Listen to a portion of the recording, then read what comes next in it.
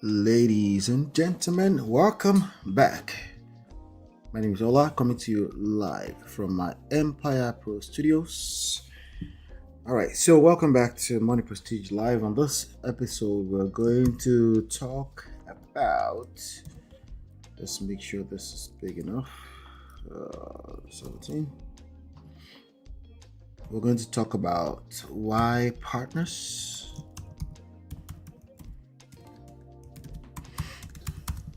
Your husband. Let's talk about your husband, right? Why your husband gets defensive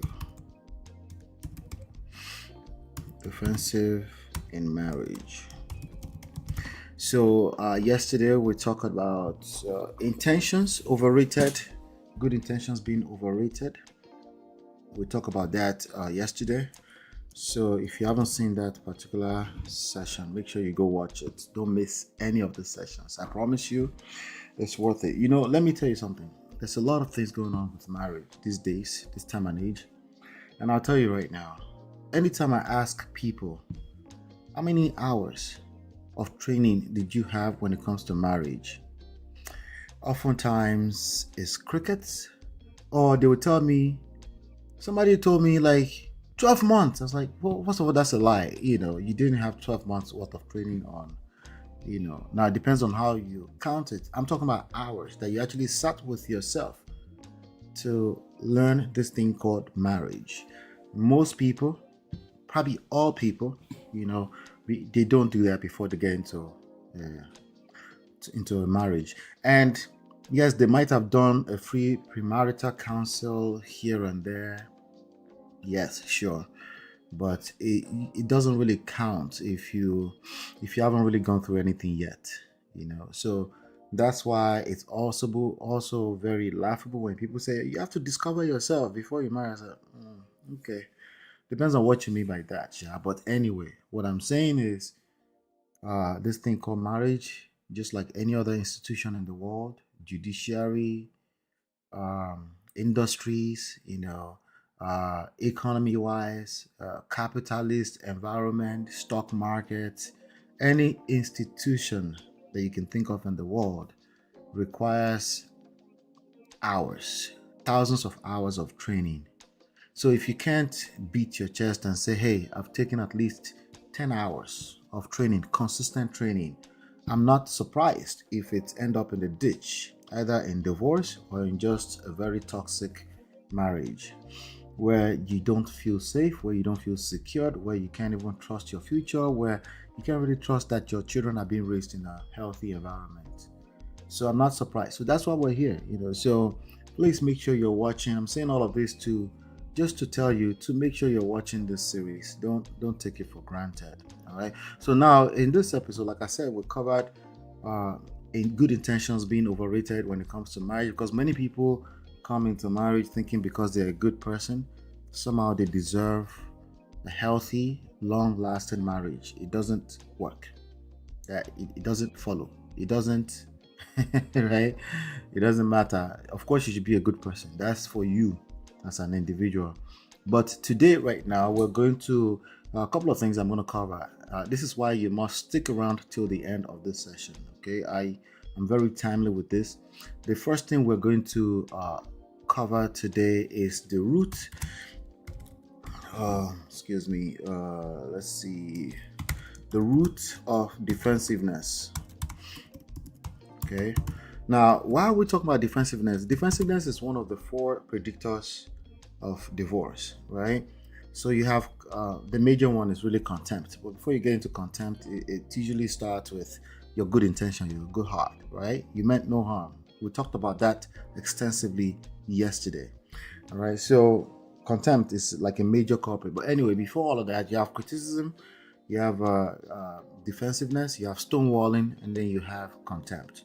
So today we're going to get into the root of defensiveness. Another thing that I want to make sure I cover today in this short session is why feedback feels like an attack.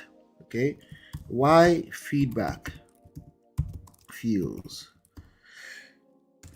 like an attack. All right, we're gonna dive into that, because you might, again, like I said, you might mean well, It's just an honest feedback, but yeah, it turns around to be something else entirely. Also, I'm going to dive a little bit deeper into pride and mismanaged mismanaged expectations, right?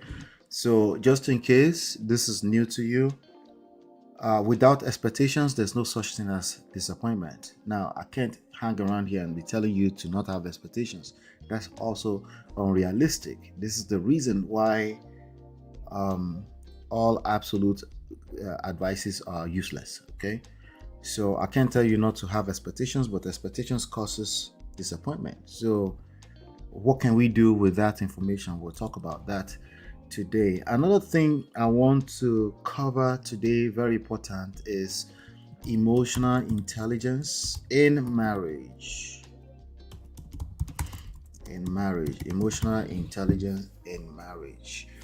Um, a lot of our brothers out there, they really resent this topic because in their idealistic world, they just want to, first of all, they think they're logical, which is false, respectfully. Okay, human beings are emotional. That's the bottom line. Okay, now how we express emotions from groups of people to people, from generation to generation, from culture to culture, from gender to gender, of course, varies. But you know why they vary? Because we're emotional. Okay, so this is some of the things we need to start telling ourselves. So I want to cover these four areas today, and then I'll give you like a small formula to help you navigate this. Because what happens is that these things are, this just going to be your reality. So it's about, there's going to be losers, there's going to be winners. I'm sorry, and it has nothing to do with how good of a person you are. Being a good person is for you to be a good, decent person in society. When it comes to marriage, being a winner in marriage, the baseline, the bare minimum is to be a good person, but that's not the skill set. All right, that's just you being a good, decent person in society. If you wanted to stay single, you would still need to be a good person. I hope that helps. All right, so with that being said, do me a favor before we continue, hit the like button, share, subscribe, turn up your notification. If you already know that this is going to be highly um if you already know that this is going to be highly valuable to you or somebody else, please help me turn up on the like buttons. Make sure it lit blue. That way, everybody knows we're here. All right. So again, my name is Ola, coming to you live from our Empire Pro Studios, and what I do here is I coach marriage on this platform. That's what I do. Okay. So, and all of this seconds you're spending with me counts towards your 10,000 hours that is required to make marriage successful, like anything else in life. Okay. So don't take it for granted. Now, let's talk about the root of defense, right? Let's talk about the root of defense. Now, in order to get into this, it's very important that I give you what I call the defensive cycle. Kind of like similar to what we covered yesterday, right? Defensive cycle. Wait, what does this have to do with marriage? Because you're always creating a cycle. All right, you want give and take, you have to start with give. It's a cycle that gets created. You have to start with yourself, your skill set, right? Good intentions, yes, sure, but more importantly, your skill set. In a romantic relationship, I know, yes, because in the beginning, when you didn't have anything, nobody has hurt anybody, it's easy to just fall in love and everybody is doing all the right things, and that sets you up, right? Because now you start to have unrealistic expectations of another human being, right? They do the same thing too, by the way. So, but anyway, let's talk about the defensive cycle. What exactly is in the defensive cycle? Well, it usually starts, guess what? Your guess is as good as mine. It starts as good, guess what? Intention, right? It starts as good intention, good old good intention. Listen, there's some bad people out here, okay? Can we just be honest with ourselves? There are bad people in these streets. Okay, and sometimes people mistakenly marry them. Okay, but majority of the cases in divorce courts is not that. Okay, it's just people that don't know what they're doing. Can we for once be honest with ourselves? After all, you like to call a spade, right? Can we just for once just admit that? Like, all those people, just go to your jurisdiction, superior courts, family courts, right? And go see them. You know, if you don't believe me, interview one or two persons. Is it that you were just a very, very bad person? Uh, is it that you were just a very, very bad person? If you have any questions, please put them in the chat. I will address them in due time. I will address them. I promise. Okay, or any comments. Right. So it all starts with good intentions. And no, you're not. You can't shame yourself. You can't judge yourself. What's the word I'm looking for? You have to be like, don't be so hard on yourself. Okay, if you were raised in a good home, you're supposed to have good intentions. It all starts with that. Okay, good intentions from your end. Okay, by the way, your partner probably feels the same way. Probably feels the same way. And then what happens? That good intention turns into correction. Hey, what's wrong with just a simple correction, right? What if we can't correct ourselves as a married couple? What are we doing here? Some people say, if we can't correct ourselves as a friend, are you my friend or my enemy? Some people call it accountability, right? I'm just holding you accountable, right? In fact, let me put the word accountability here, because I think this is used more in this time and generation. They use more of accountability. Let's hold each other accountable. Yes, it sounds cute when you're the one holding the other person accountable. When the other person feel like when your intention was to hold accountable, they feel something else entirely. Is it your fault? No, it is not your fault. It's not your fault. Okay. Shout out to Faith Fitness and Wellness. Shout out to White Gabriel. Hello. All right. So again, if you have any comments and questions, put them in the chat. I will address them before I finish. What is next after accountability, aka correction, right? Then you have, what do we have? I know this one's going to surprise you, right? You have attack. What do you mean attack? That wasn't your intentions, right? I know. Attack. That's what they feel. That's what they perceive. And no, it's not your fault. As a matter of fact, the word fault, try to see if you can suppress that word. The word WORD. Sorry, I'm struggling with my accent. The word attack. Try to see if you can suppress it. Okay? The word fault, right? It's not your fault. None of this is your fault. It's just how things play out. It's the reality, right? That's why you're like, I have good intentions.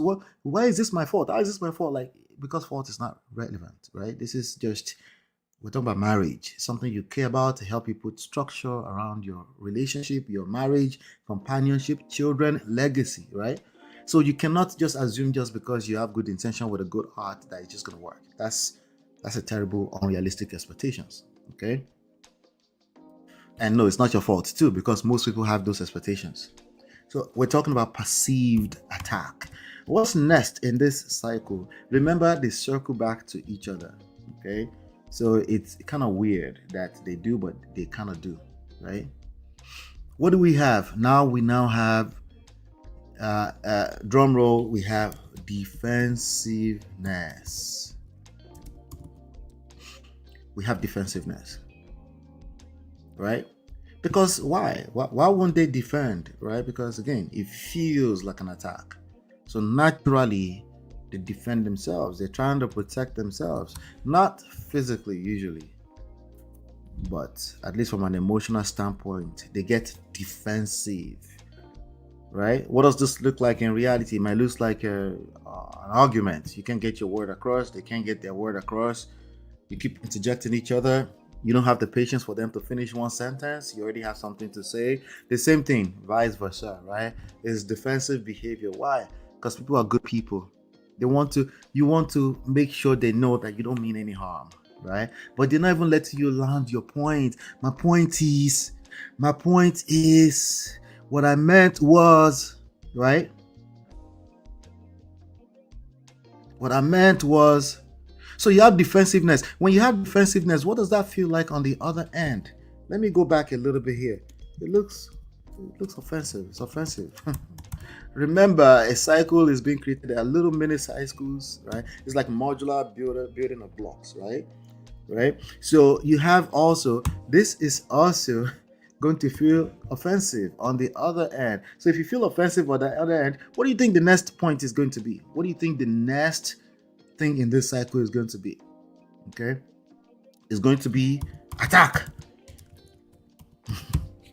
Right? Okay, this time around, let's call it counterattack. Right? Let's call it counterattack. Right? So people get stuck in this vicious cycle. It's crazy. This is literally how it plays out in marriages that involve good people that meant no harm. Right? So why can't we talk about those ones with the bad people? Those ones with the bad people, they need to divorce right now. If you feel like you're married to your enemy, just go ahead and go to the court and divorce. If it's not that easy, if you say, Ola, it's not that easy, then you're capping. Then maybe you're a hypocrite, right? Maybe there's a reason why you're in that marriage. There's some kind of value you're getting from that marriage. But of course, you're caught up in your feelings right now, so you're not willing to admit that. I don't judge you. I understand it. Because remember the cycle we're talking about? You can't even see this far. All you can see is your good intentions. So of course, the other person, when they get offensive because they're being defensive, it feels like an attack. They feel like they're your enemy. I'm not being dismissive. I'm telling you what you told me. Okay? I have these conversations all the time with my clients. The patterns are there. You might not see the patterns because you're just in your own marriage, but the patterns are there. If the patterns are there, then there's something to learn. Okay, whenever you're confused, it's time to learn something new. What else do we have now? Now, keep in mind, there's going to be a vicious cycle being created between the attack and the counterattack, and it dig a deeper hole, resentment, and all this. And people start to say things that they probably can't take back. That will be very hard to forgive.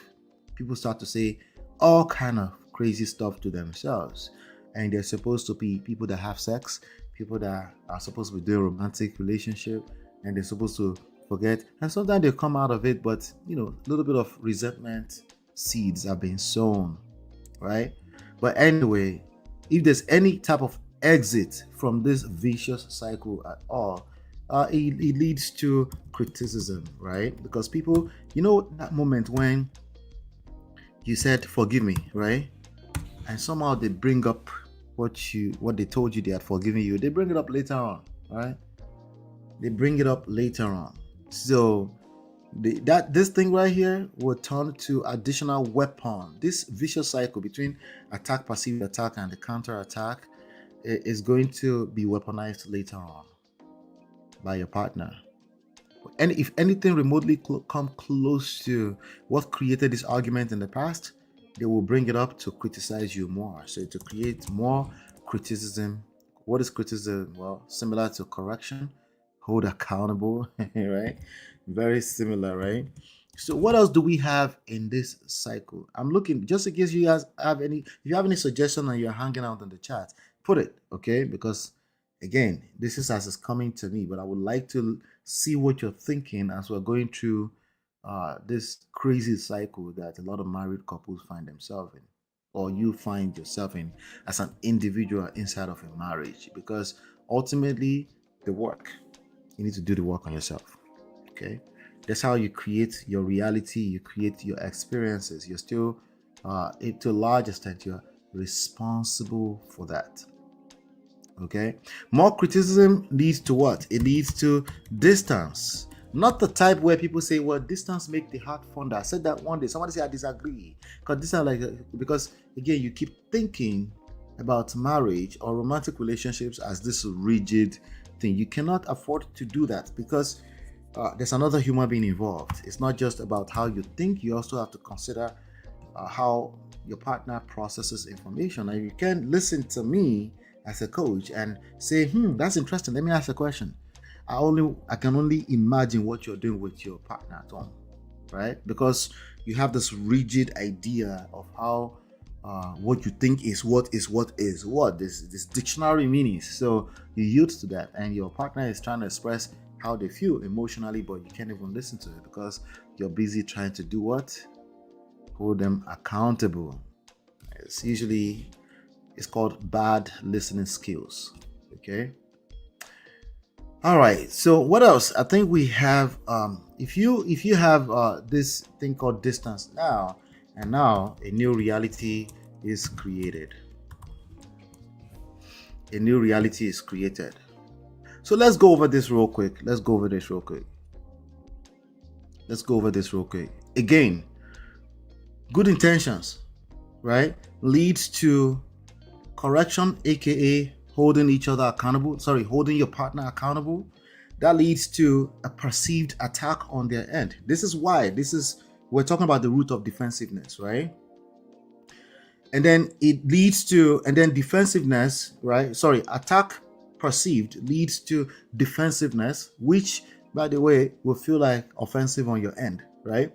And then it leads to an attack. Okay, let's go over that real quick. Good intentions will lead to correction, something you might consider you're just holding them accountable. You just want to make sure that everybody's accountable, right? That's all your good intentions still, right? And then it leads to attack. It's going to be perceived as an attack on their end. Then that leads to defensiveness, sitting right in the middle, right? Which, by the way, that defensiveness is going to feel offensive on your end, because why can't they just listen to a simple accountability check, right? And then that leads to another attack. Now, this time is counter attack, right? And then that leads to more criticism, and that leads to distance, and that leads to new reality. Now, between the attack, the perceived attack, and the counter attack, that creates a vicious cycle that actually builds more resentment that spiral into its own thing entirely, and we call that more criticism, right? Again, criticism is one of the four horses, right, of apocalypse, right? Four predictors of divorce, right? So you have more criticism, and then obviously that leads to distance. There's usually at least one partner that tends to go into a shutdown mode, right? We call it stonewalling, silent treatment, malice keeping, right? And that creates a new reality. And if you do enough of this, it's going to end up in divorce. It's not a matter of your village people. It's just how it works. How do I know? Just go check the numbers.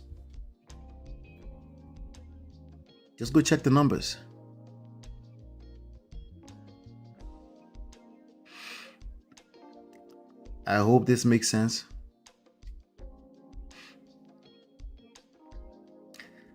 All right. Does that make sense, ladies and gentlemen? Does that make sense? If you have any questions, it's a good time to ask before I move on into our next agenda on the list.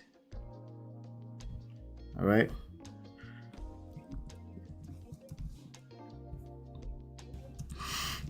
Does that make sense, ladies and gentlemen? We're talking about defensiveness. Let me correct this. Defensiveness. The root of defensiveness is essentially this guy. This guy, as good as it is still the bad culprit. Does that mean you shouldn't have good intentions? No, I just want you to know that your skill set needs to be greater than just good intentions. Just because you're a good person, it's not enough, ladies and gentlemen. I'm sorry to burst your bubbles on that one. All right, sorry to burst your bubbles on that one. Good intentions is simply not good enough. Okay, you need more. But let me see. Let me shout out to Mr. Cookie in the chat. All right. So if you have any questions, any comments, feel free to post them. I'm gonna address them in a few minutes here. But before we get into that, let's move on to why feedback feels like an attack. Yeah. Let's talk about why feedback feels like an attack. Because the counter attack thing, right? It's just feedback. It's data, right? is feedback, is data, but somehow you might not be able to see that because, again, you're still stuck in your place of good intention, right? You meant no harm. You meant no harm. You didn't mean to. You didn't mean any harm, right? You see, this one is very, very powerful, right? All you just want to help, right? Like we said yesterday, you just wanted to help, okay? And then they take that as you're being manipulative. What do you mean you wanted to help, but you said something super offensive, right? Right? And then what do? You yield in the direction of, let's just apologize. Let's just say I'm sorry. But then they take your, because you do it so easily, like you're the type of guy or woman who tend to apologize way too soon, right? Because you believe that somebody taught you that apologies is all you need, right? And what happens? You set that up as an expectation on your partner. You want them to apologize as much as you apologize. And then obviously resentment sows. That's another cycle. Resentment sows because it seems like your partner never apologizes. Well, maybe they don't apologize just because, right? Or maybe you are, the frequency at which you do offensive things from their perception is high, right? So of course your apologies follow suit, and then anything that's too much, right? It loses value. That's like basic economics, right? So if you tend to apologize a lot, it doesn't really carry any value. Yeah. So this is how things get. But let's talk about feedback. So feedback is another cycle that people don't pay attention to, right? Feedback is data. I would like to have a better word for that, but let's just call it data. It's just information that's not necessarily right or wrong. Okay, we don't know yet. It has to be tested if it's right or wrong. Now, how you test it would depend on a source of truth, right? Your source of truth could be how you were raised, your religion, your moral standard. A lot of people get married and they married in the same tribe, in the same race, in the same religion, and then they find out that, wait, the way this person thinks is a little bit different, right? But their personality, their temperament is different, and usually they're different because why? Because opposites create polarity, right? So as good as that sounds, sexual polarity, it can actually create a drift. It can create negative, right? Because over time, right, things change, the experience evolve, and something, you start taking each other for granted, and that becomes another variable that comes. Why? Because you see each other all the time. You take each other for granted. You become complacent, and probably worse, you become oblivious to how your behaviors can actually have a negative impact on the other person. Why? Because all along you really feel like you were a good person and you meant no harm, good intentions, all of that, right? So feedback leads into, what it leads into is what we call ego threat, right? Ego threat. This is what I mean whenever you see me use the word pride. Okay, ego threat. We all have ego, and everybody should have a healthy amount of ego, because sometimes that translates to confidence, which is also attractive, which confidence is still sexy, right? You just have to know. Again, it's about learning how to navigate this stuff. Okay, so feedback is information. It can be true, but what happens when you get feedback? You interpret that instantly as right or wrong. So what happens? Ego threat. Okay, ego threat. And then what happens next? It leads into status threat. You start to now wonder how you are in the eyes of your partner, right? Where are you? What is your space in the eyes of your partner? All of this is not how you're thinking, by the way, okay? But this is the things that is happening subconsciously speaking. All right, that leads to status. You start questioning your status in the world of your partner, right? Again, we'll talk about defensiveness. This is why people get defensive, right? What's next after status threat? Okay, shame. You feel shame. When you feel shame, what happens? What typically happens? You're probably going to project that. Okay, shame is probably going to also accompany judgment. You're going to project that. You're going to attempt to shame your partner. You can say things like, what's wrong with you? Why can't you just take correction? Well, thanks, G. You meant no harm, but you just double down on what is actually creating the problem. So, of course, when they hear that, they're going to feel judged. When they feel judged, what happens? It leads to defensiveness, right? If it leads to defensiveness, what happens? You can expect this to continue into that cycle. This cycle at the top that we just covered, defensiveness, the defensiveness cycle, the defensive cycle rather. These are the issues that people are dealing with in their marriage. These are the things that are going on underneath. Everybody else is talking about the infidelity, which is bad. Once you cheat, almost there's no coming back from that. Okay? People always talk about money. Well, money is just what it looks like when you don't know what you're doing underneath, right?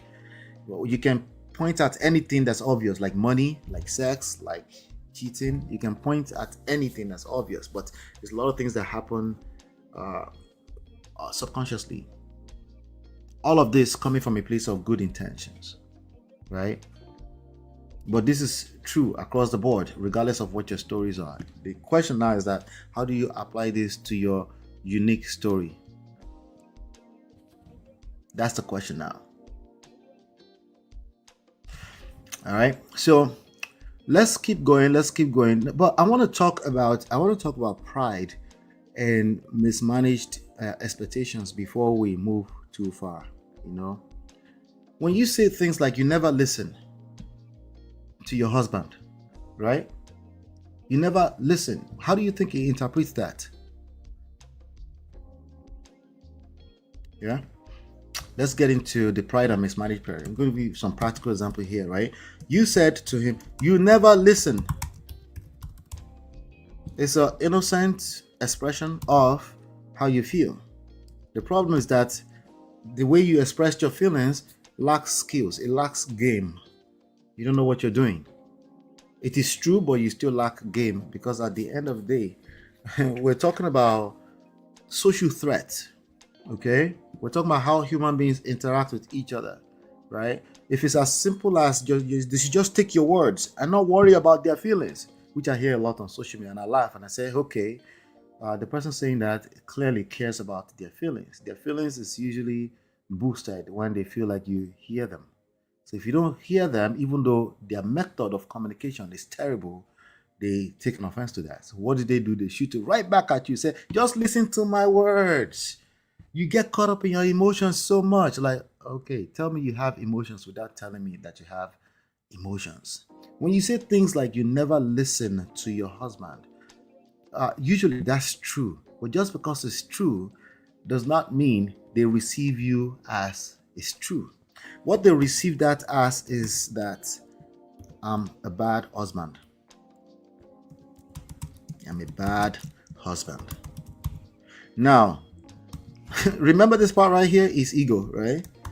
It's ego, right? Remember also this part, the counter-attack, offensive counter-attack over here. Remember this? Well, you would think, well, if I feel like I'm a bad husband, let me just go ahead and fix it. Is that how the human mind works? The human mind does not work that way. I hate to boast. It doesn't matter if you're a man or a woman, or you're Yoruba or English, a British person, or a Caucasian background. It doesn't matter. What this leads to is defensiveness, okay? Because nobody wants to be a bad husband. I'm just being straight up with you, honestly, okay? Well, it started, you know where it started from? It started with this sentence right here. This sentence, as true as it is also it's laced with a very it's pride. Let's just call it what it is. Call a spade a spade. You never listen. This word right here, never, what does that mean? This is always a lie. Even the statement I just made is always a lie. Why? Because of the word always and never. You have to watch out for these two words, never and always. They translate to lies. Because even though if it's true to you, the other person is probably having a different experience, and that's why you have defensiveness. Okay, you never listen. Whoever always listen? Nobody. Okay, that's number one. Number two, you never listen like ever. They've never listened ever before. Okay, it sounds like mismanaged expectations, because I know you know the truth. There's no human beings in this earth that always listen. So if they don't listen sometimes, you need to drill it down a little bit, drill down a little bit into your feelings, and then just express your feelings while you still own it. So instead of saying you never listen, right? Why don't you start with I feel? I feel what? I feel like you don't hear me sometimes.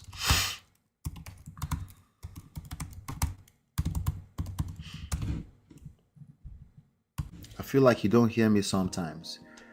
This, by the way, can still lead to defensiveness, but the likelihood is almost none. You see, I didn't say never, right? It's almost none, but the likelihood is super low, right? It doesn't feel like an attack. Why? Because of this word, ownership. It's called radical ownership. You own how you feel while still expressing how you feel. While this person's ego can still feel threatened, they're able to receive you better and maybe help you or help each other address the matter. But you never listen. As much as it carries the same meanings to you and you, they carry different meanings to the receiver of your message. This is why I told you the number one killer of marriages is pride. Okay? But we can put contempt in that somewhere. Okay? Very, very important, ladies and gentlemen.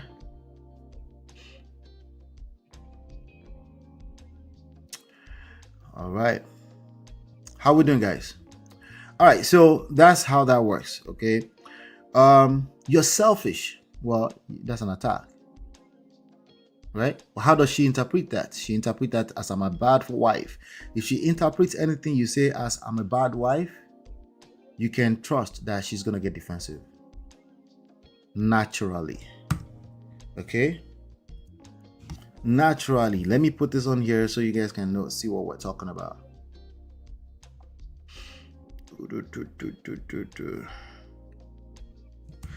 You're selfish. You're selfish. How does she interpret that? She interprets that as I'm a bad wife. And that leads to what? Leads to your guess is as good as mine. Defensiveness. One of the 4 predictors of divorce. Okay. All of this started with what? Started with good intentions. Don't forget that. Started with good intentions. You meant no harm, and I believe you. Okay. All right. So now let's get into yesterday we covered the criticism cycle. So make sure you go review that, because criticism is the number one step usually. Like you call it holding accountable, correction. So can we hold each other accountable? Well, if you listen to me long enough, go back and rewind. It's about your communication skills. That's what this comes down to. Not communication, not just talking, because everybody can talk. There's nothing special about you because you can talk. It's about communication skills. Okay? Almost nobody that gets into a marriage have any number of hours in communication skills in training. So what do we have? We have a bunch of divorces everywhere. What do? They blame it on sex. They blame it on cheating. They blame it on all the symptoms. Okay? Some of those symptoms are grave symptoms. Some of them are criminal in nature. For example, people killing each other. Okay? There are no excuses for that. But we can understand. We can understand what happens behind the scenes before it leads to that, right? And one of the worst of those is people living in a marriage, like a prison yard, like roommates. So that is a very, very bad thing, right?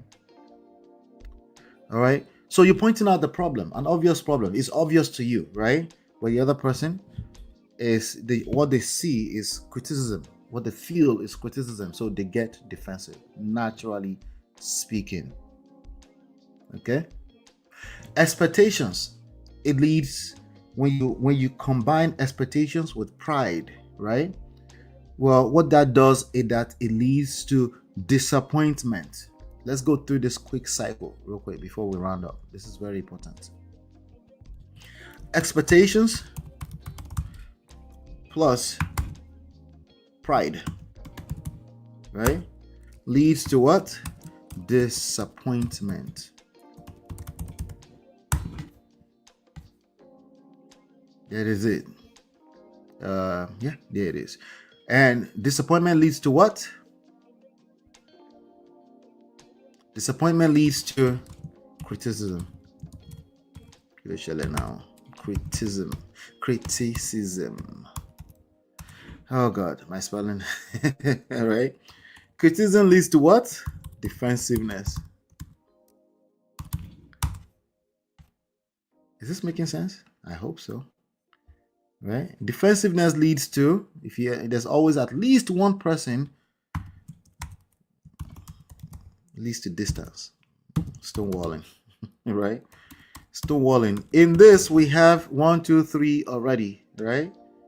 Okay. If you're having all of this going on, definitely there's contempt.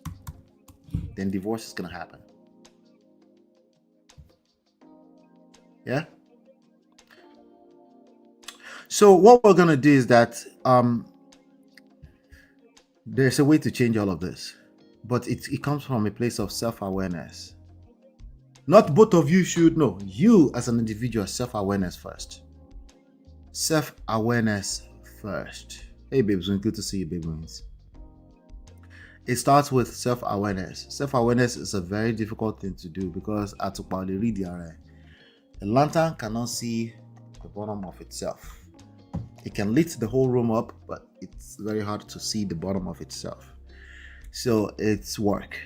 But it starts with self-awareness, just knowing that, hey, I need other people to check me. I need accountability partners. I need training when it comes to this kind of stuff. And especially if there's been damages, then those damages are probably resentment, sitting somewhere gently, waiting for the next time that you weaponize it against each other as criticism. Okay, but let's talk about real quick about emotional intelligence. I'm not going to waste too much time on that. Emotional intelligence starts, like I was just saying, it starts with self-awareness. Okay, self-awareness is a matter of you mastering your own emotions. Okay, you have to take the time to understand why you feel the way you feel. Well, obviously that means you have to admit that you have feelings, right? So self how do I say this? Mastery of your own emotions. I'm going to put 1 here. No.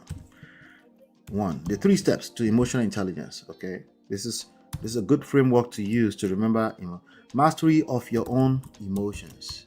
If you notice, I didn't say another person's emotions, your own emotions. You catch yourself occasionally. It's very difficult to do, but it's doable. It starts with self-awareness, right? So, self-awareness. You catch yourself in the middle of a mood and you say, why do I feel the way I just feel right now?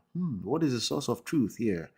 Outside of the fact that I'm reacting to my environment, other people's behavior, why do I feel the way I feel right now?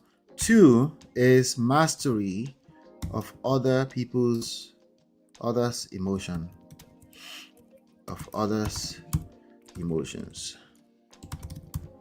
Now I'll tell you the caveats to this, right?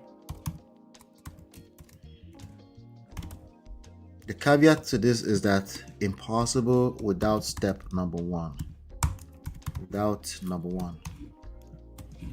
Okay, so most people will jump into this. They will start psychoanalyzing people, but they're actually a terrible master of their own emotion mastery. So, of course, they're going to get it wrong. Number 3 is everything social. You live in the world of other people, right? As a collective. So you have to understand that certain behaviors, certain principles are true across the board at a human level, yes, also at a cultural level, yes, also at a religious people that have been raised in a certain religious ways, people that are raised in certain parts or pockets of the world, right? They tend to think a certain way, just social awareness in general, right? Sometimes if you don't travel enough, you will struggle with this. So even if you live in a country where you don't have the opportunity to travel yet, why don't you travel to the next state over? Travel to a couple of states over, a few towns in a car, just experience, and just ask questions and see. You'll find out very quickly that as much as we have differences, we have so much alike. But people that don't travel, they tend to be closed-minded. These are the basis of emotional intelligence. What does this have to do with marriage? Well, we're talking about you and a partner. You master your own emotions first. That helps you to listen a little bit more. Active listening. Okay? Because you are a student. Doesn't make you less than. You are a student of the game. All right? And of course, social awareness.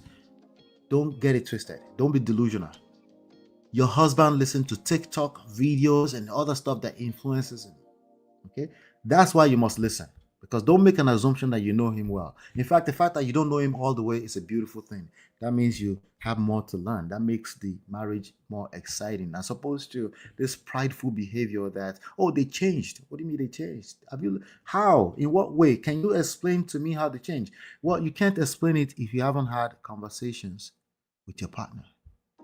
Right? You're probably going to interpret it from your place of ego, pride, ego threat. Okay? So let's do a quick review of what we've covered today. By the way, let me just say this real quick because if anything I've said today, if it sounds like I'm talking about your marriage, right, in this lesson, then just know this: every marriage is different. Every relationship has its own history. Every relationship has its own personalities, blind spots, because of the individuals in that marriage. Okay, so if you found yourself thinking today that this is me, I need a way out, there are absolute solutions. And you've done the first one today, which is, you're here today. What I can tell you is that there is a next step. Okay, if you're ready for that next step, I can spend 1 hour with you in a discovery session.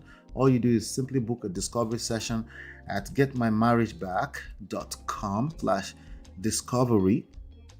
Okay, you do that, and then we'll spend an hour identifying what's actually going on or happening in your relationship, and then I can help you gain clarity and then show you the next best steps to repair, to rekindle, bring your marriage back to life, and actually enjoy the rest of your life, improve the quality of your life. All right, so now with that being said, let's review some of the stuff we talked about today. So, defensive mode, right? That's how we got here, right? Well, here's the thing. I'm so glad that we went through this. I feel enlightened. Happy Sunday to you. Make sure you share this with somebody that will benefit out of this. But if you look at this flow right here, look at this flow. Look at that flow. This is what's going on inside of people. This is what leads to divorce. All the way from what? From good intention. Right? There's no doubt that you care. It's questionable that your partner cares. I hear you clearly. But let's just test that. Let's assess that, right? You want what's best. You want positive change and a stronger marriage. These are all good intentions. So what do? You correct. You hold them accountable, right?